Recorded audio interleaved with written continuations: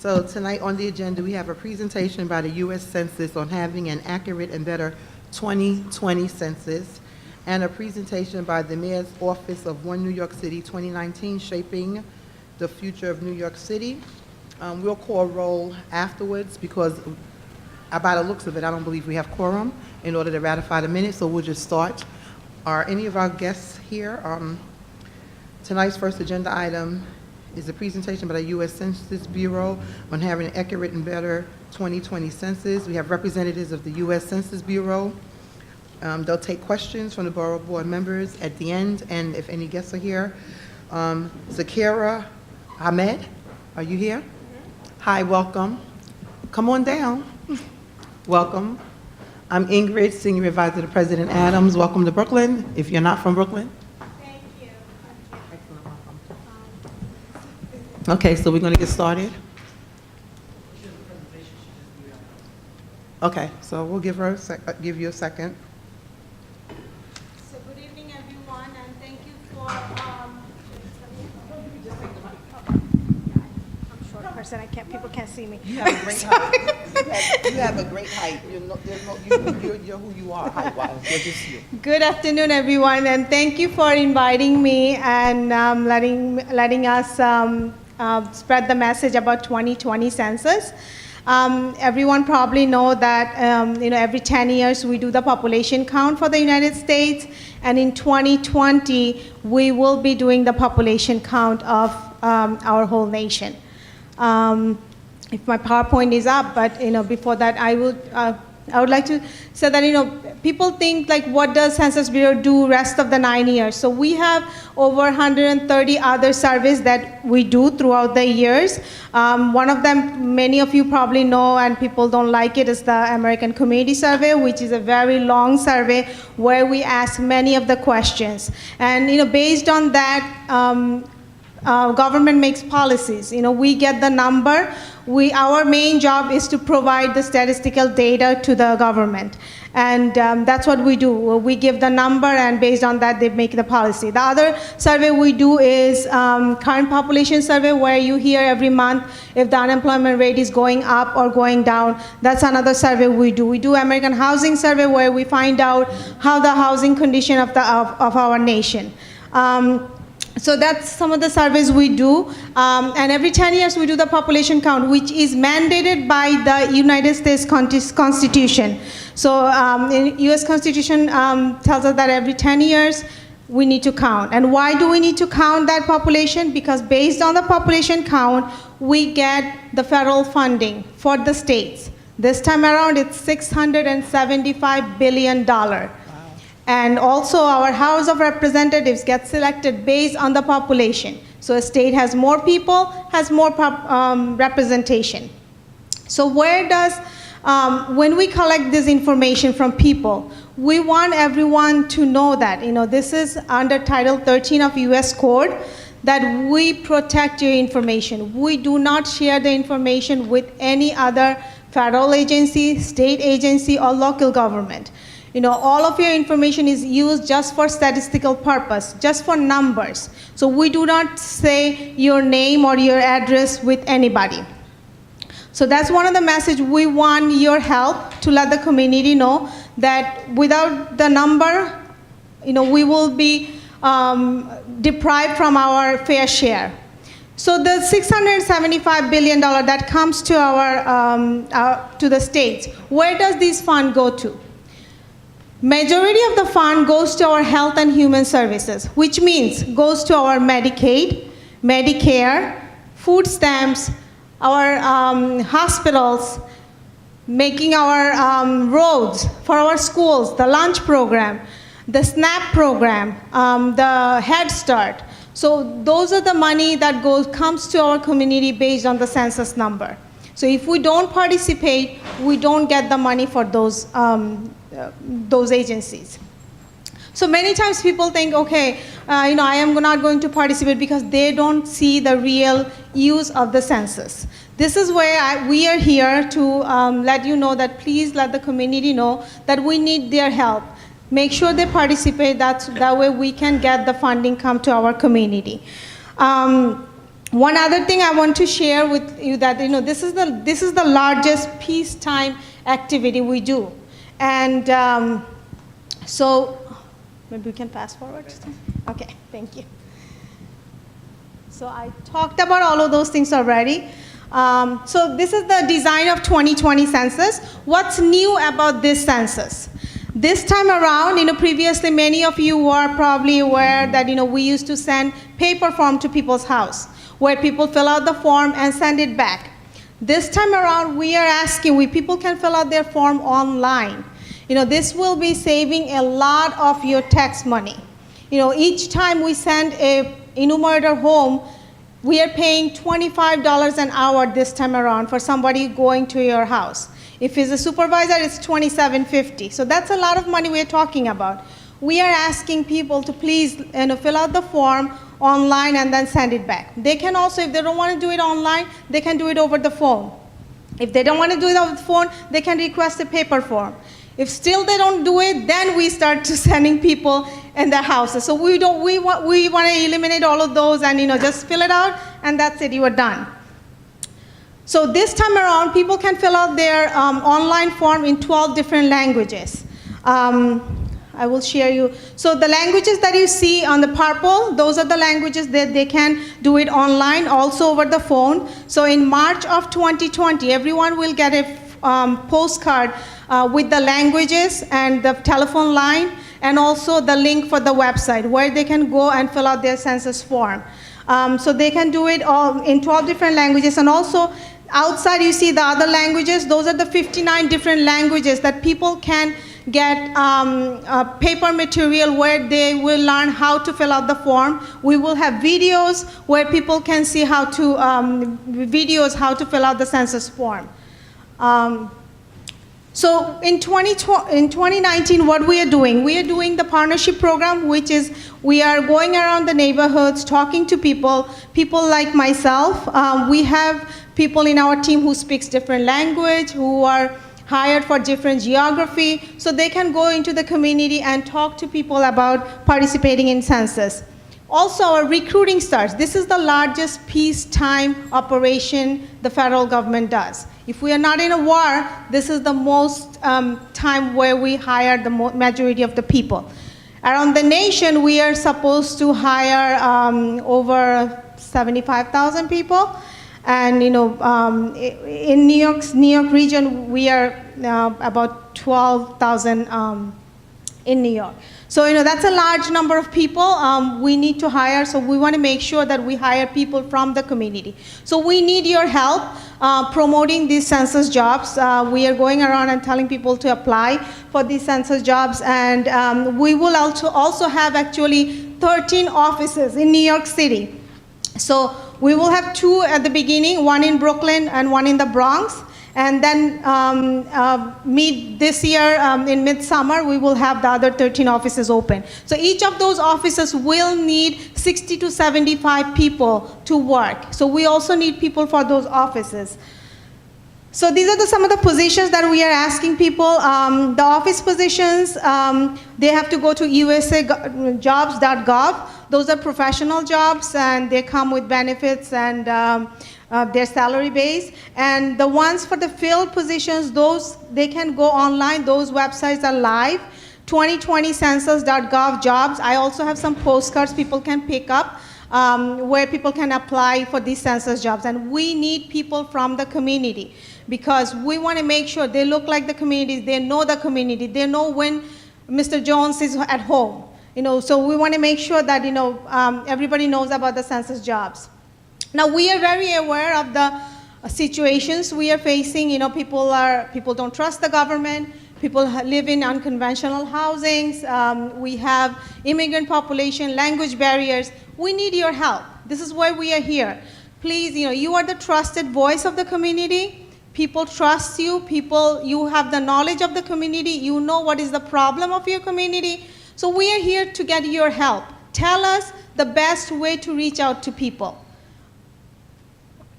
So, as I said, you are the trusted voice, and, we are reaching out to all of the partners, elected officials, schools, universities. I think, college students will be great for recruiting. It's a part-time job. They can work part-time. They can, if somebody have a full-time job, they can still work for the Census Bureau. It doesn't have to be a full-time. If they said they only can work 4 hours, that's fine. Apply for the census jobs. We want to partner with libraries. Any organization that have computer banks, please let us know, because people will be filling out forms online and signing up for census jobs online. We need the computers. Some people don't have internet service. So we are aware of that. We need organizations to come forward. They can provide us computers. So how can we support our partners? So once you become a census partner, we can provide you materials in language. We can give you articles that you can post on your newsletter. You can send blast emails. We can provide you the email messaging. We can come to your community and do presentations like what I am doing. Tell us if you have an event. We will come there. If you want us to have a table, we'll be there. What we are also asking people to form a complete count committee. What a complete count committee is, where community organizations come together and they inform the organizations around there. So a church can form a complete count committee, take a lead. A community board can form a complete count committee, where all the organizations within the community can come together and take the census message and take it back to their organization. So every one of the members know about the importance of census and participate. This is for all of, it's for that community. The money will come to that community once government knows how many people live in there. So this is, going again with the complete count committee. One person can be a chair, and it doesn't have to be. And you work independently. You don't have to tell us what you are doing, because you know your community. You know what message will go. What's needed there. So you can create your messaging based on the needs of the community. So we don't have to tell us. There is no rules, no regulation. You do your own operation. But we were there to support you. So this is a map of New York City. Actually, unfortunately, the Staten Island got cut off, but this is all Brooklyn people, so Brooklyn is here. So you see the dark blue part in the map, that's Brooklyn.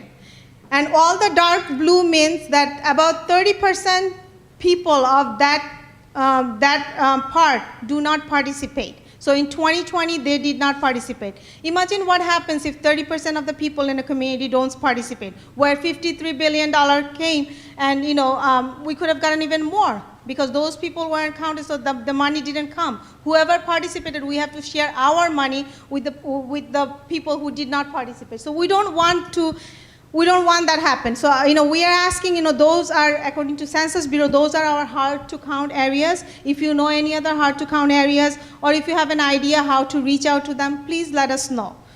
We'll work together. So, and Census Bureau also, it tells you the demography, so you can go by track. Few blocks make a track, and you can see how your track looks like. And we have a tool called census.gov/roam. Anyone can go there, and you can pull out your neighborhood. Type your zip code, and you can see how it looks.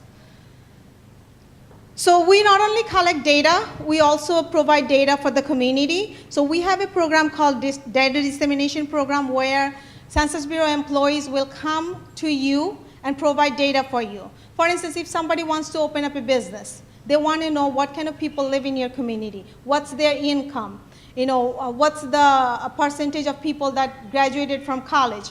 We can provide all those information for you. If somebody's looking to write a grant, we can provide the data for you for free. There are many organizations who come and sell you these data, and we provide you for free. So we want to ask you, if you want to take advantage of that, we are here.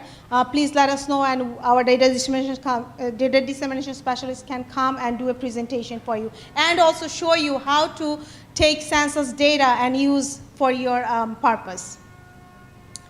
So, we are on social media. You can contact us via social media. And this is my contact list, and this is our partnership program, and this is our data dissemination program specialist contacts. You are feel free to call us, reach out to us. We are here to help, and we're here to make sure that everyone in New York gets counted in 2020 census. We want our representation. We want our money to come to our community. Thank you so much. I'll take, I don't know if I have time for questions. Yes, please. Okay. If anyone have any question, yes. Teresa Scavo, Community Board 15. Those areas that you said were non-responsive in the 2010 census, can you give us an idea where that area is? You were just pointing to a dark spot. Definitely. So if you, I can show you, if the time won't allow, but we have a map. I can send you the link, and it's on census.gov. You can go in and exactly see, even the streets you can see, cross street, you can see satellite picture. So if you go to census, .gov/Rome. Let me see if I can go back. Do you have any this is- handouts? Do you have any handouts for the participants here? Yes, this I evening? do. That link is probably not there, but Okay. this is census.gov/Rome. Rome. Yes, if you go there, it tells you how to navigate, and you can see. Actually, you can see a satellite picture of your house. and that'll tell us those darkened areas. Yes. Okay, thank you. Yes. Yes. Oh, Joe just informed me that if you look on our video, it will be on the video. Oh, okay. We have an open meeting. It's always on our website. Teresa, you're slipping. Got it. Okay. Yes. Richard Flato, Community Board 3. Do you have an estimate for what the undercount was in the 2010 census for Kings County and then New York City as a whole? So Kings County and Queens County, we did really bad in 2010. So if you see in this, this is Kings County. So this is Kings County. About 30%, we had 63% response rate. So I would say about 37% people did not participate. But what was the undercount? What did that lead to in terms of undercount? In terms of how many people were not counted? I don't have that number. The I don't raw have the number, yeah. So if we take the total population for that time, I don't know how, I don't know the calculation, the portion. Yes. Yes.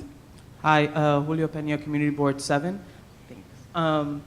Going back to the complete count committee, is that something that the community board can act as a committee, or is that something that like a nonprofit has to be involved in? No, anyone can form a complete committee. We are actually encouraging community boards to take lead.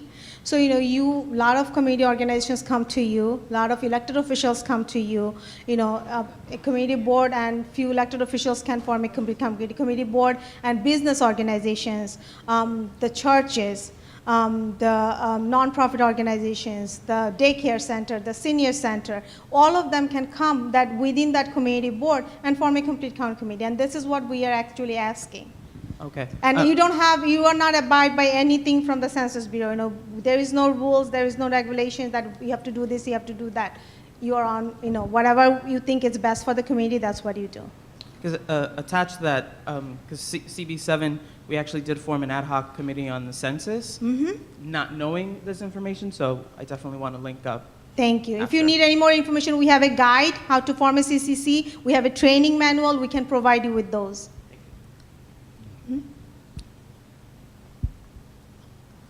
Hi, Janice Morgan, Community Board 16. With regards to the employment, what is the screening process going to look like so that we know that the folks from our community that are actually applying for these jobs are getting interviews and that people from the community will be placed in these jobs? So if they're applying for the professional jobs, those usajobs.gov, on the website, it will tell, once they do the whole process, it will tell if they're referred. If once they're referred, they will get an interview, and then they get selected, after the interviews if they decide. On the 2020 census.gov, they do an assessment. It's not a pass or fail, it's an assessment they do. And then once we start hiring, actually we are, March of this year, we will start our hiring process. So once they put their application in, they are in. for the selection, and they're good until September of 2020, so they don't have to apply again. So they are in the system, and once we need people from the area, we will call them. And the requirements is you have to have a valid social security number, since it's a federal job, U.S. citizenship, and everyone that's worked for the federal government goes to background check.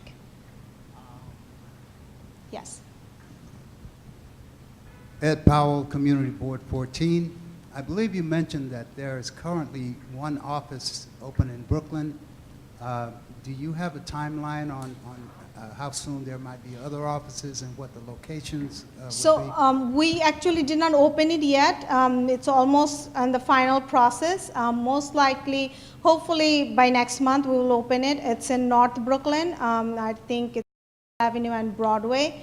That's location, and we will have one in South Brooklyn, one in East, and one in West Brooklyn, but I don't have the location off my head. Yes. Barrington Barrett, Community Board 17. My question is this census inclusive of the inmates that are returning home within that period? Yes, we count everyone that are in jail or outside. Everyone's get counted. So people in jail, we do enumeration inside the jail, and then we provide the number to the state, and the state decides where they will be counted. If the states want them to count it where they lived, their original residence, that's up to the state. But we do count everyone. It doesn't matter where, if you live any place more than 6 months, we want you counted. And if you are living and staying in the United States, we want you to count. We want to count. Thank you. Any other questions? Yes. Najani Granville, Community Board 8. Isn't there a complete count event coming up here at Borough Hall before the end of the month? Yes, so Brooklyn Borough President with I think Brooklyn Community Foundation, they co-chair and form a complete count committee. So if you want to join Borough President's office, I think Borough President will be more than happy. You can form your own.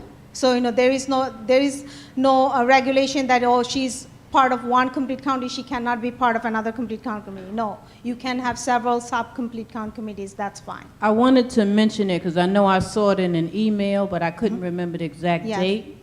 And I for think on the those people who are 27th. interested, if you have other people on your board who would want to come down and get the information, they could come down as well. It's not restricted to community board Yes. members. Yes, yes. Do we have any other questions or comments from community board members at this time? A young lady that's on the floor, please come forward, take a mic, and state your name.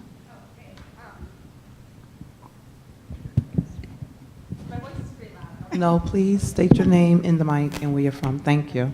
Amanda Frankel. I live in downtown Brooklyn. Welcome. Hi, thanks. So my question is around, there's been a lot of tumult around the citizenship status question, and I know the current state is that there will not be a citizenship question asked on the census, but I think it's like going through appeals courts. Is there specific messaging around encouraging people who might be nervous about that question and getting participation? Yeah. So yeah, we are also aware that it might go to Supreme Court, but we are encouraging people. Census Bureau does not. We are not here to know if you are documented or undocumented. We are here to count.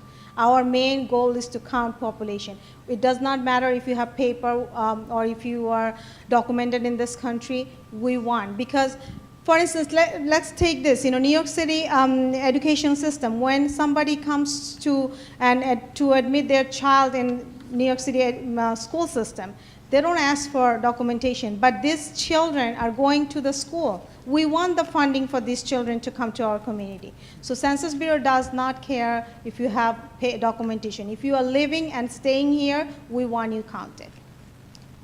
Thank you so much for your time. And if you have any questions, I'll stand behind there for a little while. I'll be happy to answer any questions. I'll leave my contact information with Dawn, I think. And if anybody needs to contact me, I'm happy. Thank you. Thank you so much. So thank you very much, Ms. Zakara Ahmed. I encourage you to outreach to Brooklyn Borough Hall so you can get information on community boards that may want to do partnerships with the U.S. Census. At this time, we have quorum, but we only have one other agenda item, so I think we should move forward with the agenda item, and then we can do the vote on the minutes and new business, old business, all of that stuff. So thank you. So our second agenda item is a presentation by the Mayor's Office on One New York City 2019, Shaping the Future of New York City. We have a representative from the Office of the Mayor, Rachel Frankelstein. Oh, so Rachel isn't here? No, Rachel's here. I'm here as well. Oh, okay. And you're? Hi, my name is Dan Zarilli with the Mayor's Hi. Office. Hi, thank you for having me today. Welcome. So while he's pulling this up, I guess what we're here to talk about, I guess I might ask you to suspend disbelief just for a minute, because I think many of the things that come before the borough boards are very, of course, specific to Brooklyn. I'm here to talk about something that is really about the whole city, and we'll talk about the Brooklyn components of that, which is One NYC. This is, by law, the City Council passed a requirement to do long-term strategic planning for the entire city, and also to think about our place in the region and as well as in the globe. And so we are embarking on a, yes, legislatively defined process to update our long-term plans, which means thinking about the challenges that face New York City, putting forward policies and initiatives in which to address those challenges, and really thinking about a long-term time frame. And to give you a little context, when this process started, and this legislative process started in 2007, the plan that was released was something called Plan YC 2030, just to give you a sense of the time scales that we're talking about and the long-term thinking that goes into this. So bear with me. I'm going to be talking about some broad trends, and we're here because we are approaching this problem from two primary ways. One is we're doing a very data-driven exercise to look at the statistics and understand the trends and the numbers. But probably more importantly, we're also doing a 5-borough tour to listen to New Yorkers and to hear what New Yorkers care about, what's important in your community, and how that connects to our future as a city together. So I'm going to tear through a couple slides here just to give you a flavor of the kind of things we're doing, and then happy to take as many questions or suggestions on this as we go. Just to ground this in a sort of a global context, and we'll come down to New York City. We're in an age of cities. 50% of the world lives in urban areas. That's projected to get to 75% by 2050. That also means that we consume a lot of the world's resources. Of course, all the economic activity is happening in cities. There's a real just moment for cities. And it also, there are a number of trends that are impacting the cities. This is the plan, One NYC, that was originally released in 2015 by this administration that we're looking to update. And we've really identified a number of key challenges across the entire city in this plan. Our population is growing. We're becoming a more aging city as well. We're going to be 9 million people by 2040. And there's a lot of diversity and diversity in those numbers. But we also, for the first time ever in this plan sequence, identified equity as a core defining principle of our administration, the de Blasio administration, and really that impacts the entire city. As well, becoming more sustainable, thinking about our place in the globe and our impacts on climate change. And this plan came out very soon after Hurricane Sandy, which caused us to think very differently about the kind of threats that we face, both from climate change, but other 21st century threats as well. And so there was a number of commitments that were made to reduce our greenhouse gas emissions, to continue to evolve our economy and provide better job growth across the city, a number of fairness initiatives that I think you hear coming through the mayor's initiatives, whether it's paid leave, the NYC Care Program, and a number of equity initiatives that continue to come through in the work that we do as an administration. So what we're doing now is going through a listening tour and heading towards what is our deadline in the legislation, which is April 22nd, for a re-release, a rethink, a reassessment of these challenges and the things that we're doing about it. So now I just, a couple things, and oh, Bear, sorry for the formatting. Since 2015, we've had a lot of success as an administration, and I think everyone here knows the UPK and 70,000 students, 281,000 New Yorkers lifted out of poverty or near poverty. Affordable housing continues to, of course, a continuing challenge, but we continue to create and preserve more units. Crime is down, the jail population is down. These are, incredible statistics, and our greenhouse gas emissions continue to decline as well, and our streets are safer. But as we look ahead, one, we know that our population continues to grow, and as we are heading towards 9 million people, we're going to have 40% more elderly residents in New York City by 2040. 38% of New Yorkers foreign born, and we have to understand the implications of what that means in our community and how to prepare for that. On the good news side, jobs are at a record high, unemployment's at record lows, and yet even though wages continue to grow up, and that's helpful, and the minimum wage has gone up just this year to $15 an hour, that even despite that, there are clear inequality challenges, clear income inequality, racial wealth gap challenges that we continue to need to address in our city. And when we look at the poverty or near poverty rates, yes, the numbers are going down, but the inequities, the disparities are very clear on racial lines. That's also true not only on income lines, but on educational and health lines as well. And you see the difference in the graduation rate as well. And the nature of our work, our economy continues to change. And there's some, there are changes that are exacerbating job insecurity. More workers are in the gig economy and not getting those defined benefits anymore, and more people are getting 1099s and have more insecurity in that. And more jobs are likely to be automated going into the future. And to sustain all of our growth, we continue to invest in housing, but housing is still unaffordable to millions of New Yorkers. This is not I don't think this is a difficult or unfamiliar storyline to many of you. This one in particular, subway performance continues to go down, sort of a proxy for the aging infrastructure challenges we have as a city. And climate change continuing to get worse. Sea levels projected to rise by as much as 2.5 feet by 2050, and the implications for our coastal communities in particular is pretty dramatic when you think about those statistics. And then thinking nationally and globally, this global rise in sort of authoritarian nationalism and what that means for people's trust in government. The world's changed a lot since 2015, even in this regard. And so that's some statistics. Now, we went out to New Yorkers to say, does this all make sense? What are the things that are on your mind? And we've gotten now about 13,000 responses to our survey.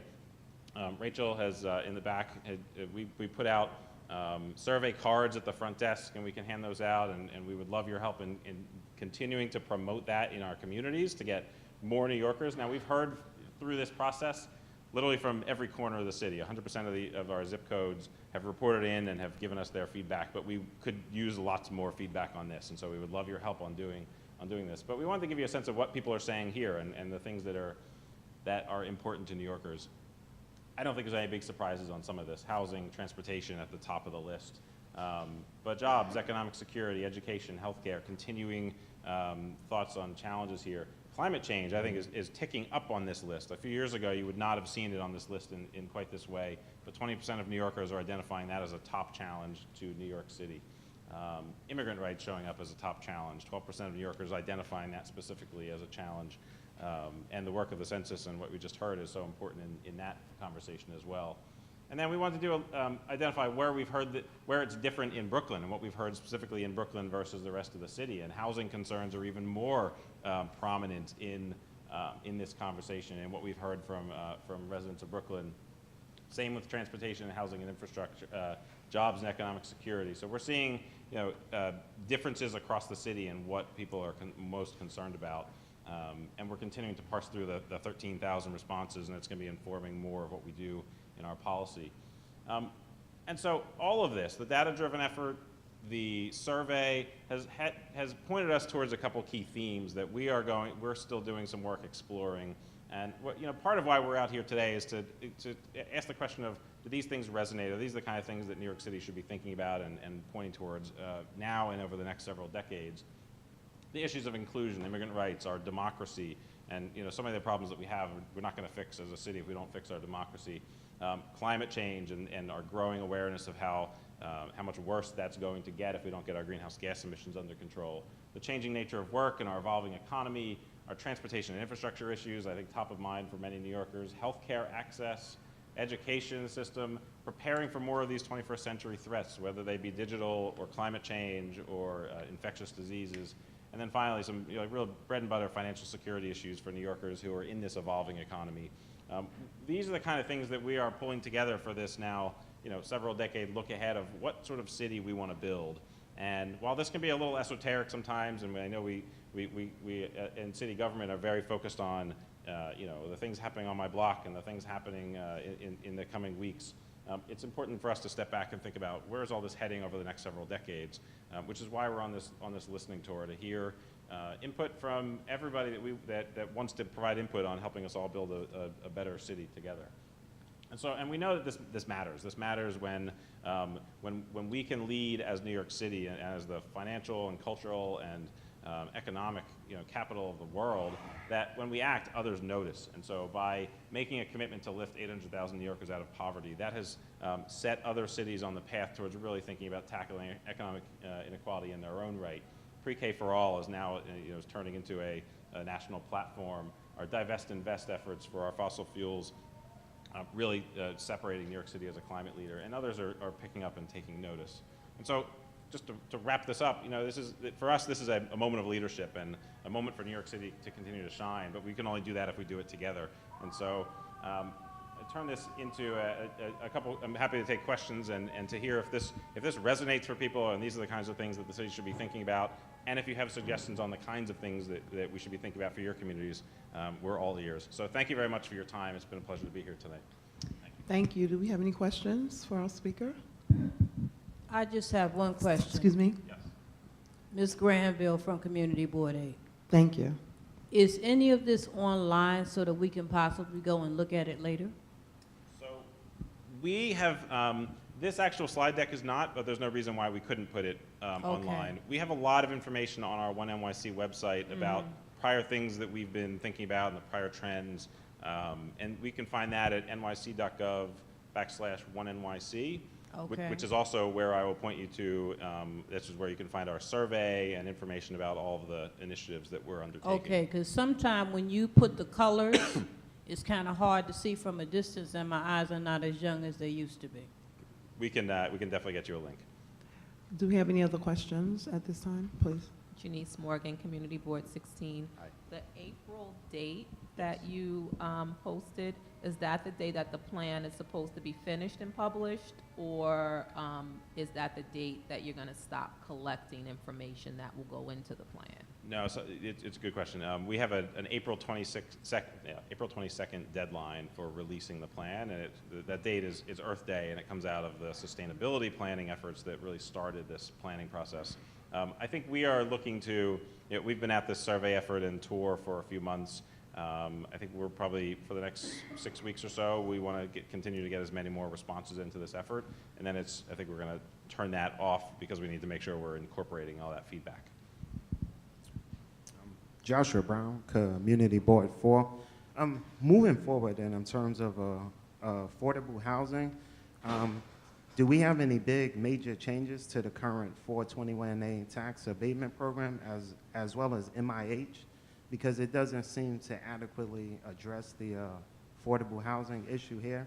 Just as someone in Bushwick, we have a big explosion of MIH housing, and it's not adequately addressing the affordable rental market, because after 25 years, those abatements lapse. They've been going on in perpetuity now, but do we have a solid plan just as far as the New York City's approach with affordable housing? So I think, I'm not going to pretend to be the affordable housing expert, and so I can definitely follow up with some more. But I think the underlying point for us is that where we've had lots of success in protecting affordable housing and creating more units as part of the Housing New York 2.0 program, that's that clear statistic that half of New Yorkers are still, over half of New Yorkers are still rent burdened, means that we have so much more to do in order to get at the underlying challenge. And that could be changes to existing programs, like MIH, like 421A, like all the other housing programs. It could be a bigger rethink, and I don't think we know the answer to that, but we are continuing to crank on the Housing New York program itself. And I think to probably more deeply answer that question, I'll have to have somebody follow up with you. Yes. Teresa Scavo, Community Board 15. Where have you been soliciting people to get the survey done? Because I have never heard of it. That's part of why we're here. We've been doing a lot of online. We've gone out to a lot of elected officials to help us promote this. We've been doing pop-up events in different either transit hubs, farmers markets. We were at some of the Christmas fairs. We're continuing to solicit as much help as we can to get more input into the So if survey. you just happen to look at your website, you just happen to see a survey, but you didn't reach out to certain agencies, community boards, and say, by the way, you've got 50 members, maybe you could ask those 50 people to go online and fill out a survey. That's why we're here. Okay, so we've still got time now. Yes, going absolutely. Oh, it is forward. not too late. These are preliminary results. We still are going to be collecting more, and that's part of why we're here. That's part of why we have the cards. There's both a text, with your phone, you can text into the survey. There's ways to do it on the website.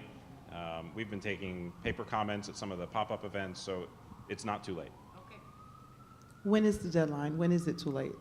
I think it's too late, probably around mid-March. Okay. Do we have any other questions? So we would like to thank our representative.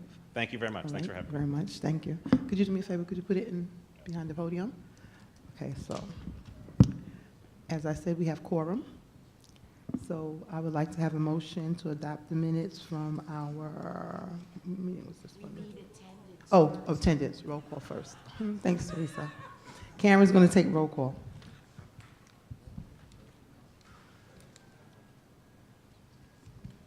Community Board 1, Community Board 2, Community Board 3, Community Board 4, Present.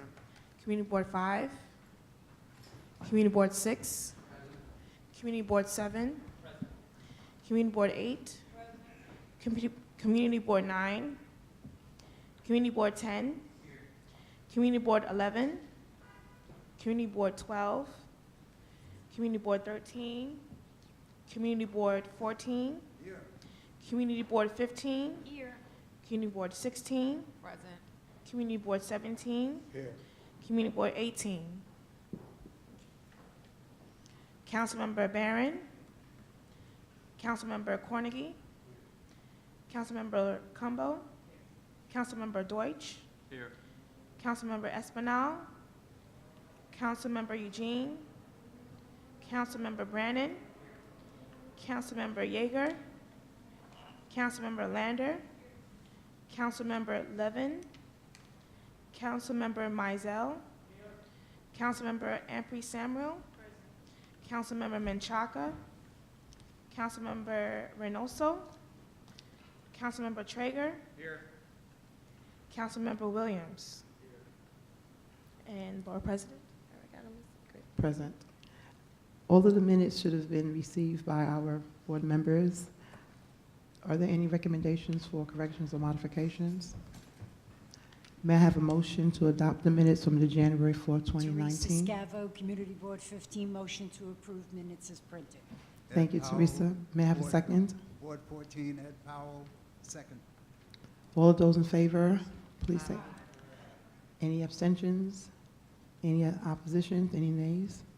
Okay, minute passes unanimously. Do we have any unfinished business that anyone want to discuss? Any new business? No new business. Okay. May I have a motion to adjourn? Motion to adjourn. Who's- Teresa Scavo, Community Board 15. May I have a second? Who? Janice Morgan, Community Board 16. Second. Thank to you. adjourn. All those in favor? Aye.